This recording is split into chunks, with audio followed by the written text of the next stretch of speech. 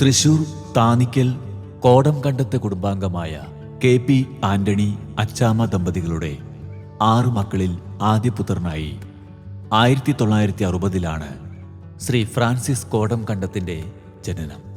കുട്ടിക്കാലം മുതലുള്ള ദൈവവിശ്വാസവും പ്രാർത്ഥനയും ശ്രീ ഫ്രാൻസിസ് കോടംകണ്ടത്തിൻ്റെ ജീവിതത്തിൽ വലിയ മാറ്റങ്ങൾക്ക് ദൈവം വഴിയൊരുക്കി.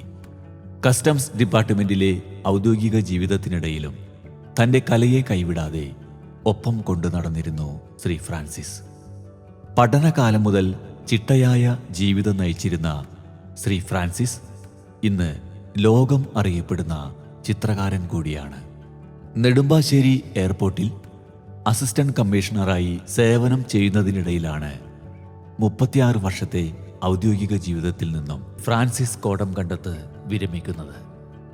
തൻ്റെ ദൈവാനുഭവങ്ങൾ പ്രേക്ഷകർക്ക് മുമ്പിൽ ഫ്രാൻസിസ് കോടംകണ്ടത്ത് പങ്കുവയ്ക്കുകയാണ് ട്രൂ സ്റ്റോറിയിലൂടെ.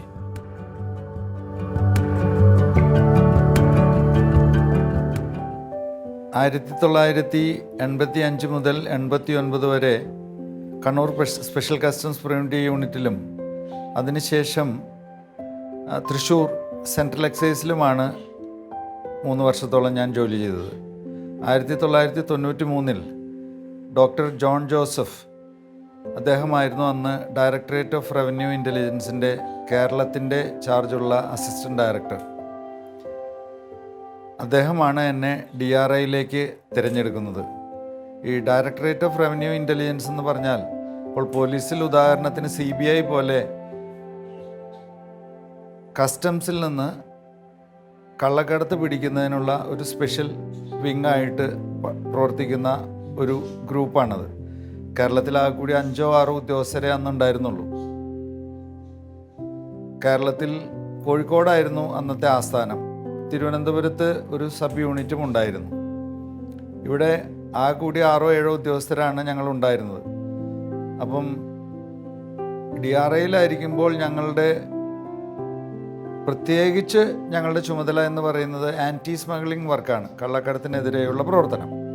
അതിന് രഹസ്യമായിട്ട് ഇൻഫോർമർമാരിൽ നിന്ന് നമ്മൾ വിവരം ശേഖരിക്കുക, അവരുള്ള സ്ഥലങ്ങളിലേക്ക് പോയി അവിടെ താമസിച്ച് ഇൻഫർമേഷൻ ഗ്യാദർ ചെയ്യുക, കളക്ട് ചെയ്യുക, അത് കൃത്യസമയത്ത് മേലുദ്യോഗസ്ഥരെ അറിയിക്കുക, അവർ വിമാനത്താവളങ്ങളിൽ നിന്ന് ഈ വിവരത്തിൻ്റെ അടിസ്ഥാനത്തിൽ കേസുകൾ പിടിക്കുക. ഇങ്ങനെയായിരുന്നു അതിൻ്റെ ഒരു സിസ്റ്റം.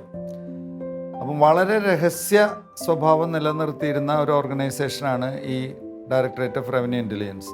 ഇന്നിപ്പോൾ അതിൻ്റെ അസിസ്റ്റൻറ്റ് ഡയറക്ടർ ജനറലിൻ്റെ ADG എന്ന് പറയും. ഇപ്പോൾ ബഹുമാനപ്പെട്ട ടിജു സാറാണ് ADG. അദ്ദേഹം കമ്മീഷണറായിരുന്നു സെൻട്രൽ എക്സൈസിൽ GSTയിൽ. അദ്ദേഹത്തിന് ഇപ്പോൾ എറണാകുളത്താണ് കേരളത്തെ സംബന്ധിച്ച് ഡയറക്ടറേറ്റ് ഓഫ് റവന്യൂ ഇൻ്റലിജൻസിൻ്റെ മുഖ്യ ഓഫീസ്. അപ്പം ഉദ്യോഗസ്ഥന്മാരുടെ എണ്ണമൊക്കെ ഇപ്പോൾ കൂടിയിട്ടുണ്ട്.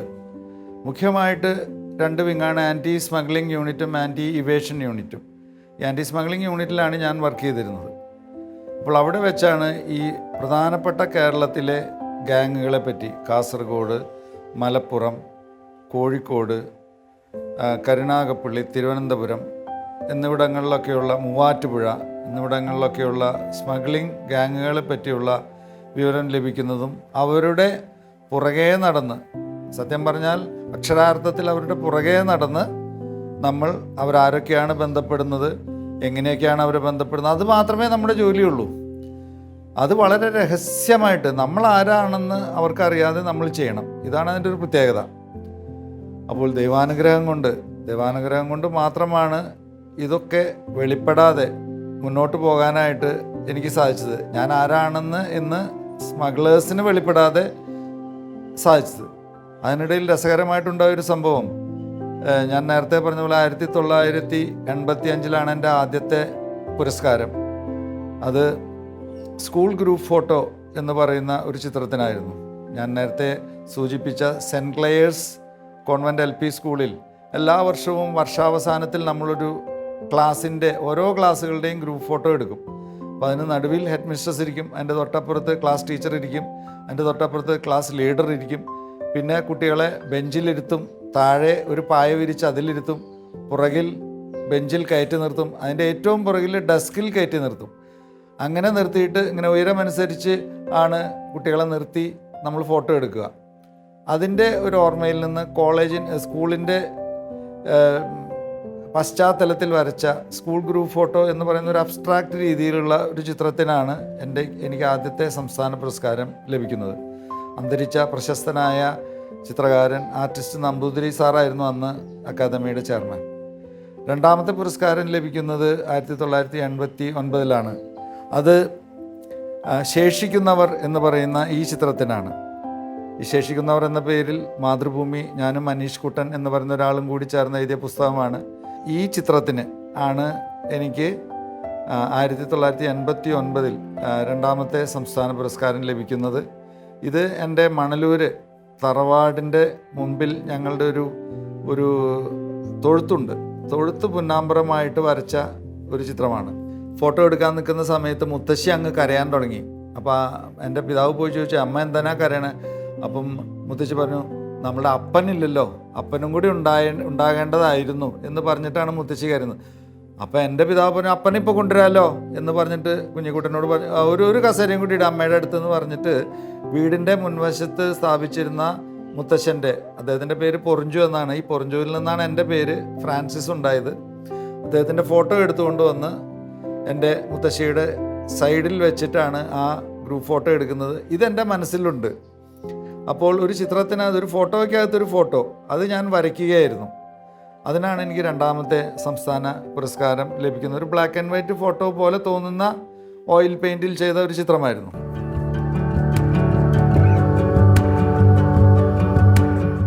മൂന്നാമത്തെ സംസ്ഥാന പുരസ്കാരം കേരള ലളിതകലാ അക്കാദമിയിൽ നിന്ന് ലഭിക്കുന്നത് 1993 ഞാൻ വരച്ച ആദ്യത്തെ അത്താഴം എന്ന ചിത്രത്തിനാണ്. യേശുവിൻ്റെ അവസാനത്തെ അത്താഴം എന്ന ചിത്രം വേൾഡ് ഫേമസ് ആണ്. ലിയനാർഡോ ദാവിഞ്ചി വരച്ച ചിത്രം ലോകപ്രശസ്തമായ ചിത്രമാണ്. പക്ഷേ ഞാൻ ആദ്യത്തെ അത്താഴത്തിൽ നിന്ന് തുടങ്ങി. ആദ്യത്തെ അത്താഴം, രണ്ടാമത്തെ അത്താഴം, മൂന്നാമത്തെ അത്താഴം എന്ന് ബൈബിളിലൂടെ നമ്മൾ സഞ്ചരിക്കുമ്പോൾ ക്രിസ്തു ഏകദേശം എവിടെയായിരുന്നു അന്ന് ദിവസം, അന്ന് ശിഷ്യന്മാരോടൊപ്പം എവിടെ വെച്ചിട്ടായിരിക്കാം അത്താഴം കഴിഞ്ഞിട്ടുള്ളത് എന്നൊരു ചിന്തയിൽ നിന്ന് രൂപപ്പെട്ട ഒരു ചിത്ര പരമ്പരയാണ്. അതങ്ങനെ ഒന്നാമത്തെ അത്താഴം, രണ്ടാമത്തെ അത്താഴം, മൂന്നാമത്തെ അത്താഴം എന്നിങ്ങനെ പറഞ്ഞിപ്പോൾ 53-ാമത്തെ അത്താഴം വരെ ഞാൻ എത്തി നിൽക്കുകയാണ്. ഇനി അടുത്ത് വരയ്ക്കുന്നത് 54-ാമത്തെ അത്താഴമായിരിക്കും. അപ്പോൾ അങ്ങനെയാണ് ഈ അത്താഴത്തിൻ്റെ പരമ്പര മുന്നോട്ട് പോയത്. അപ്പോൾ 93 മൂന്നാമത്തെ സംസ്ഥാന പുരസ്കാരം ലഭിക്കുന്നത്. അതിനുശേഷം പിന്നെ സംസ്ഥാന തലത്തിൽ ഞാൻ മത്സരിക്കേണ്ട എന്ന് കരുതി. 3 തവണ പുരസ്കാരം ലഭിച്ചല്ലോ. അങ്ങനെ ദേശീയ തലത്തിൽ മത്സരിക്കാൻ ആരംഭിച്ചു. അങ്ങനെയാണ് 1994 ദേശീയ പുരസ്കാരത്തിന് ഞാൻ തൃശ്ശൂർ പൂരത്തിൻ്റെ രാത്രിപൂരം, തൃശ്ശൂർക്കാരുടെ പൂരം എന്ന് പറയുന്നത് പകൽ നടക്കുന്ന പൂരമല്ല, രാത്രിപൂരമാണ്. പകൽ പൂരത്തിനൊക്കെ നമ്മൾ അതിഥികളെ സ്വീകരിച്ച് അവരെ പൂരം കാണിക്കാൻ കൊണ്ടുപോവുകയാണ്. രാത്രിയിലാണ് തൃശ്ശൂർക്കാരുടെ പൂരം. അത് നെറ്റിപ്പട്ടം കെട്ടിയ ആനകൾ, കത്തുന്ന പന്തങ്ങളുടെ വെളിച്ചത്തിൽ തിളങ്ങുന്ന നെറ്റിപ്പട്ടങ്ങൾ, വിയർത്തൊലിച്ച് വാദ്യോപകരണങ്ങൾ കൈകാര്യം ചെയ്യുന്ന പഞ്ചവാദ്യക്കാർ, പക്കമേളക്കാർ, ഇവരൊക്കെ ഈ പന്തത്തിൻ്റെ വെളിച്ചത്തിൽ കാണുമ്പോൾ നമ്മൾ സ്വർണത്തിൽ കുളിച്ചു നിൽക്കുന്ന പോലെയാണ് നമുക്ക് തോന്നുക. ആ രീതിയിൽ വരച്ച ഒരു ചിത്രമാണ് ആദ്യത്തെ ദേശീയ പ്രദർശനത്തിനായി തിരഞ്ഞെടുക്കപ്പെട്ടത്. അത് 1994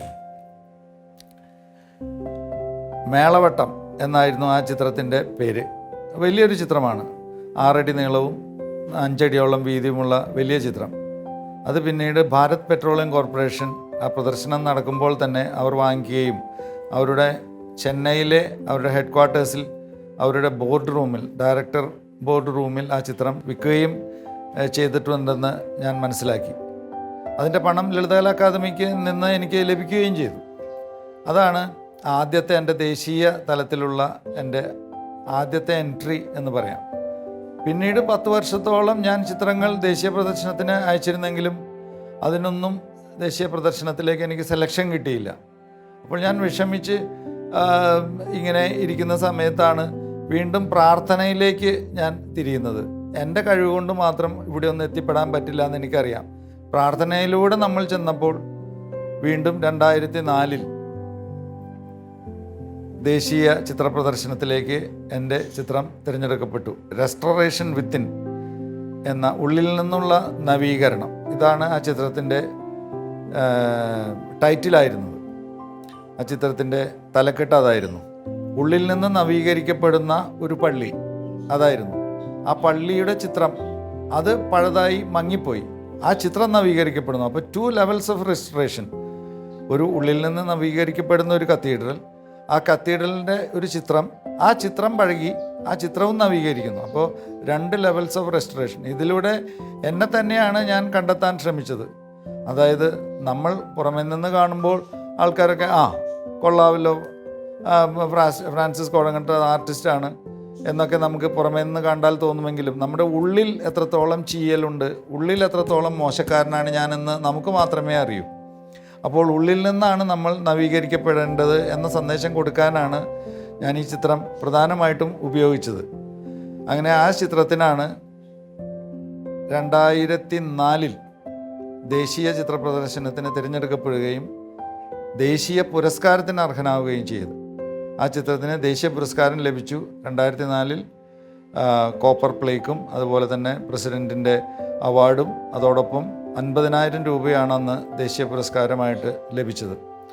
ഭാഗ്യത്തിന് ആ ചിത്ര പ്രദർശനം നടന്നത് എറണാകുളത്ത് വെച്ചായിരുന്നു. ദർബാർ ഹാളിനോടനുബന്ധിച്ച ആർട്ട് ഗാലറിയിലായിരുന്നു അന്ന് ദേശീയ പ്രദർശനം നടന്നത്. അതുകൊണ്ട് എൻ്റെ പിതാവിന് വലിയ ആഗ്രഹമായിരുന്നു എനിക്ക് നാഷണൽ അവാർഡ് കിട്ടുന്നത് നേരിട്ട് കാണണമെന്ന്. ഇവിടെ കേരളത്തിൽ എറണാകുളത്തായതുകൊണ്ട് അദ്ദേഹത്തിന് അത് സാധിച്ചു. എൻ്റെ ബന്ധുക്കൾക്കൊക്കെ ആ ചടങ്ങിൽ വന്ന് സംബന്ധിക്കാൻ സാധിച്ചു. ഞാൻ നാഷണൽ അവാർഡ് വാങ്ങുന്നത് കാണാൻ സാധിച്ചു. അന്തരിച്ച ബഹുമാനപ്പെട്ട ചിത്രകാരൻ, ഞങ്ങളുടെ എല്ലാം ആരാധ്യനായ CL പൊറിഞ്ചുകുട്ടി സാറ്, അദ്ദേഹം അന്ന് ദേശീയ ലളിതകലാ അക്കാദമിയുടെ വൈസ് ചെയർമാനായിരുന്നു. അപ്പം എനിക്ക് അവാർഡ് തരാനായിട്ട് ചെയർമാൻ അദ്ദേഹത്തെ നിയോഗിച്ചു. അദ്ദേഹമാണ് വന്ന് ആ പുരസ്കാരം എനിക്ക് നൽകിയത്.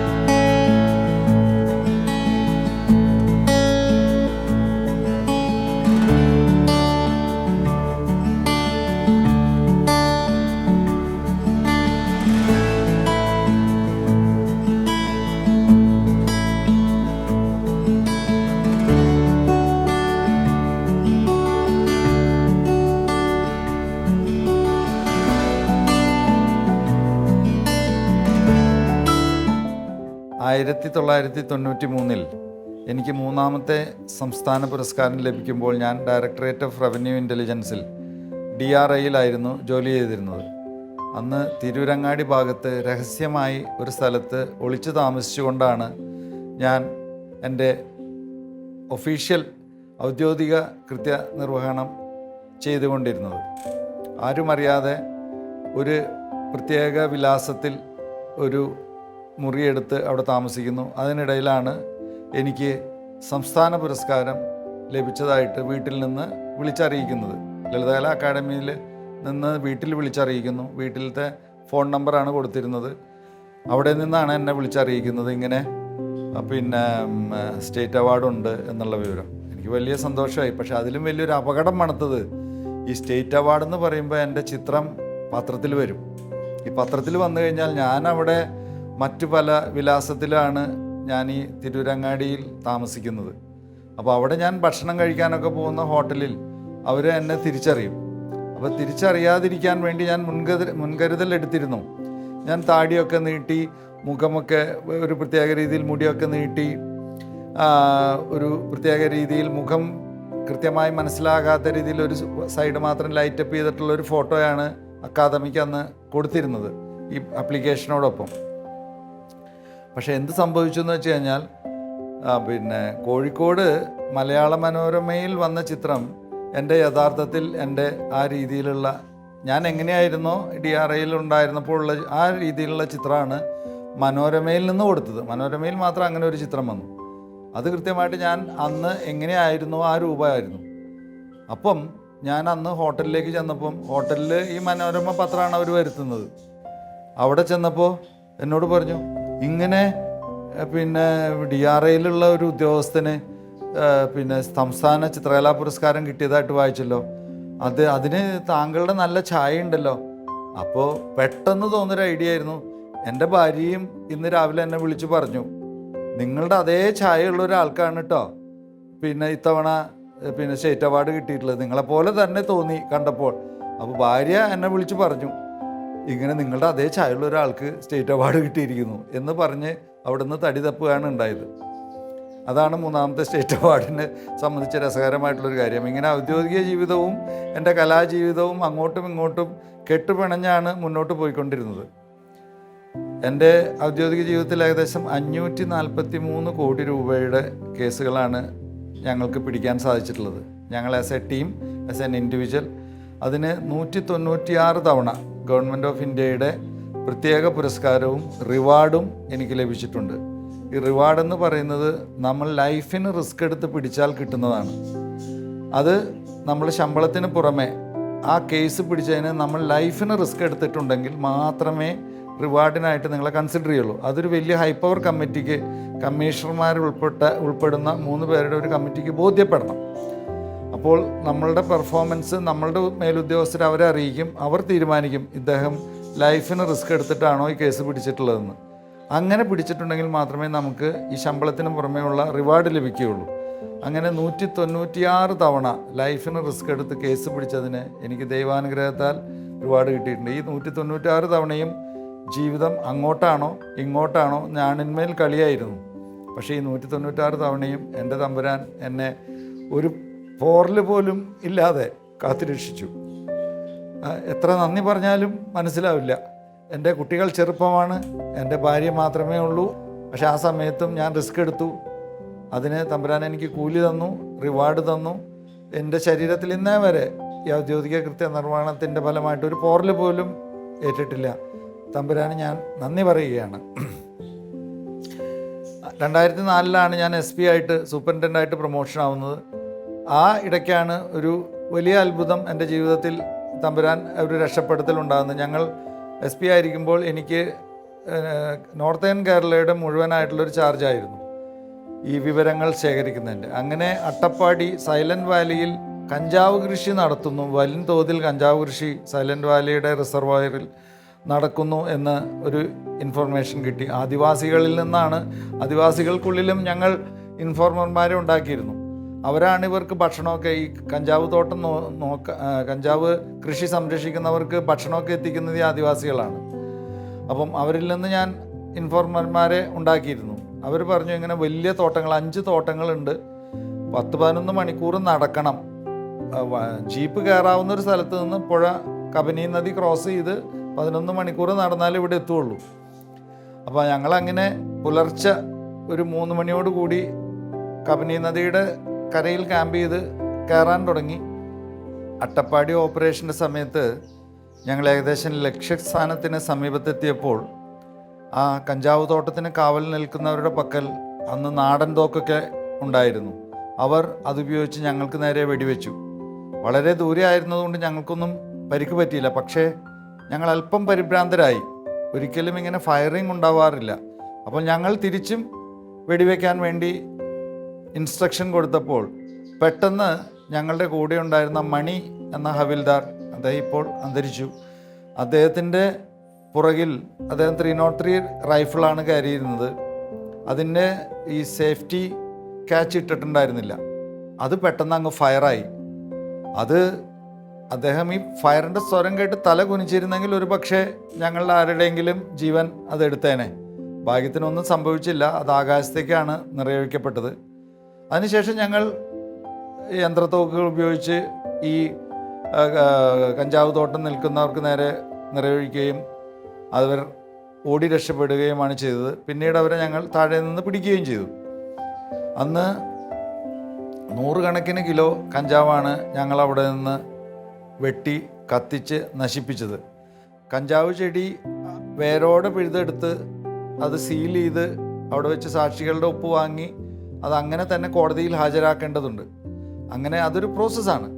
അപ്പോൾ അതും കൂടി നിർവഹിച്ച ശേഷമേ നമുക്ക് തിരിച്ചു വരാൻ സാധിക്കൂ. അപ്പോൾ അതിനിടയിലാണ് ഈ ഫയറിംഗ് ഇൻസിഡൻ്റ് ഉണ്ടായിരുന്നത്.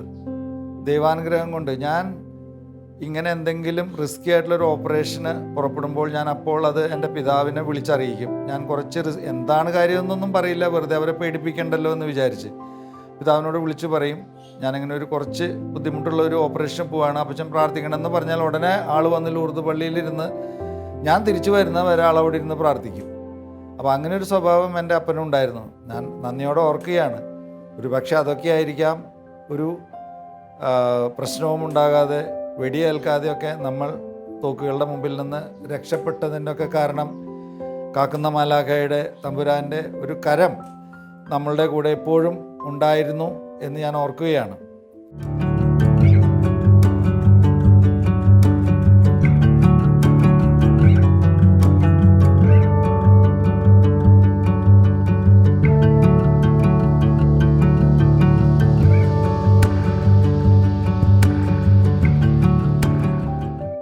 പത്ത് വർഷങ്ങൾക്ക് മുമ്പാണ് ഞാനും എൻ്റെ ഭാര്യയും ചേർന്ന് ചിത്രങ്ങൾ വരയ്ക്കാൻ തുടങ്ങിയത്.